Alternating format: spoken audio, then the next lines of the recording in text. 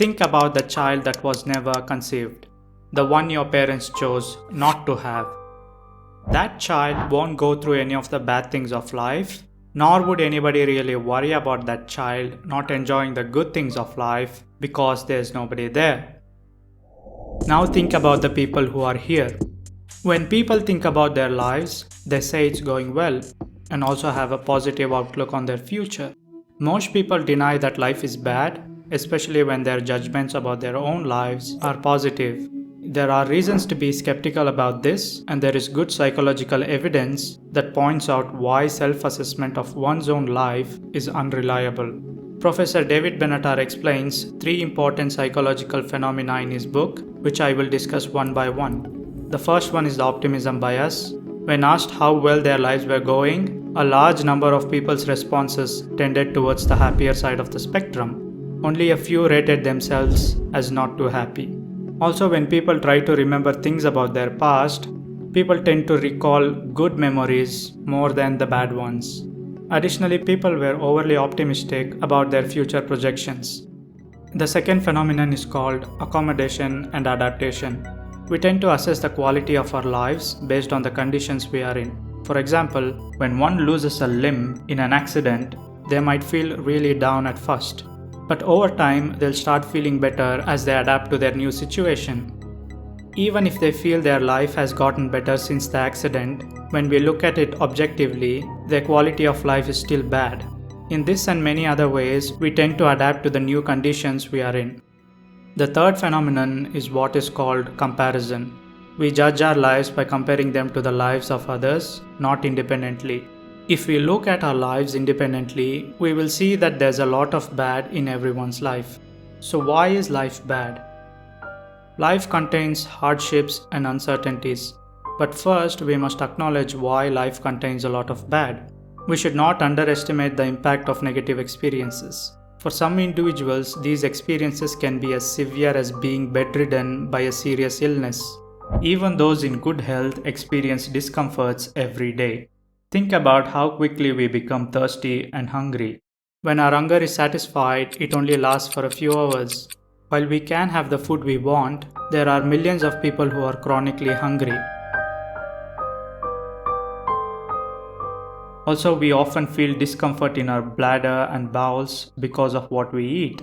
Similarly, we are forced to live most of our lives in uncomfortable thermal conditions, either feeling too cold or too hot. Despite our efforts to rest the best we can, getting a good night's sleep becomes harder as we grow older. We wake up tired and spend most of the day feeling tired.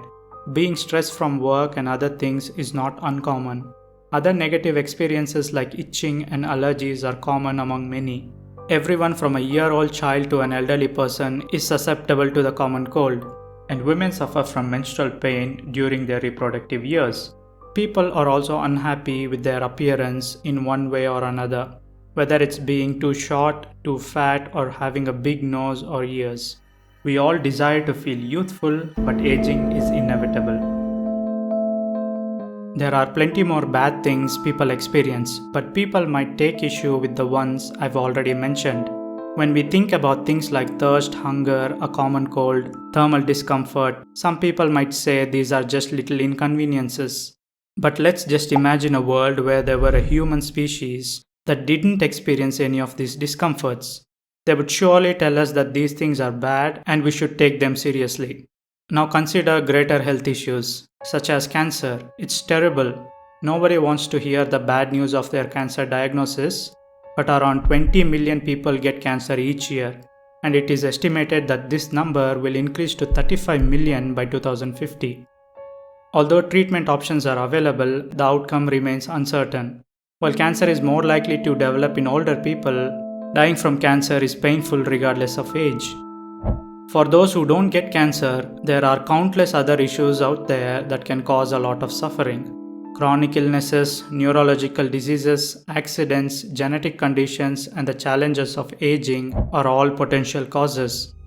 For instance, annually 20 to 50 million people are injured in road accidents, with many resulting in disability, from spinal cord injuries to internal organ damage. The range of injuries is vast, and it's not just the outside world. Terrible incidents occur in and around people's own houses. Domestic accidents like falls, cuts, and fires can lead to severe injuries, disabilities, and even death. Beyond the physical consequences, these conditions can also impact mental health, causing stress, anxiety, and depression. The struggle to find relief from physical illness can be overwhelming and draining. The negative aspects of life don't just stop at physical pain, they also affect us mentally. Dealing with inefficiency, stupidity, and evil consumes a significant amount of people's time and energy, disrupting their daily lives. Consider the actions of others that inflict great suffering upon those who are betrayed, humiliated, shamed, denigrated, maligned, beaten, assaulted, raped, kidnapped, abducted, and tortured. Think about the people who have gone through such experiences. Their trauma will never leave them. Some people might argue that I'm only focusing on the negatives and overlooking the positives in life. I don't deny that there are good things in life. It's the contrast between the good and the bad that explains why the negatives outweigh the positives. The intense pleasures of life are short-lived, while pain can be enduring. Physical intimacy is often regarded as one of the most pleasurable experiences. The pleasure from having sex is so short-lived, while the pain from any kind of accident or health issue can be experienced for days, weeks, or even months. People can suffer from chronic pain, but there is no such thing as chronic pleasure. The worst pains are also worse than the best pleasures are good.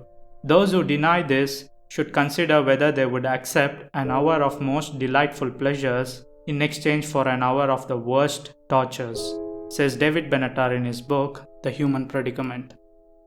Bad things can happen quickly and easily, whereas good things require considerable time and effort. Sometimes any amount of effort can be wasteful. Common colds, flu, or fungal infections can easily affect someone, but it takes time for our immune system to combat them. Consider injuries, illnesses, and the process of recovery. Damage can occur in seconds from a bullet, a projectile, a stroke, a heart attack, a fall, or simply being knocked over. Such injuries can lead to instantaneous loss of eyesight, hearing, a limb, or years of learning.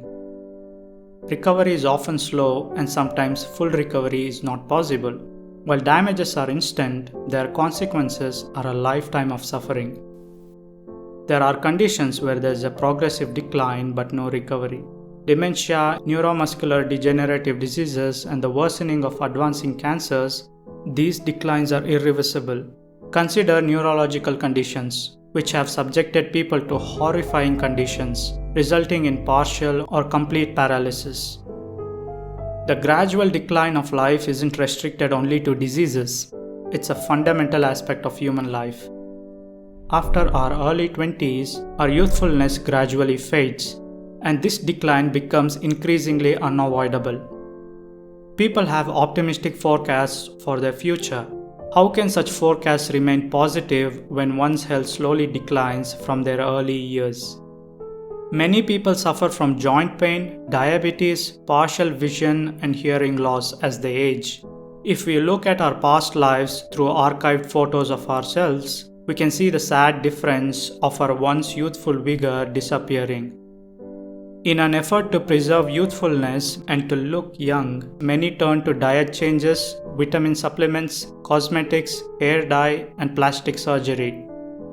People in the scientific world are trying to develop age-reversing medicine. The desire to feel young and healthy is universal, and there is something sad about the slow decline of our youthfulness.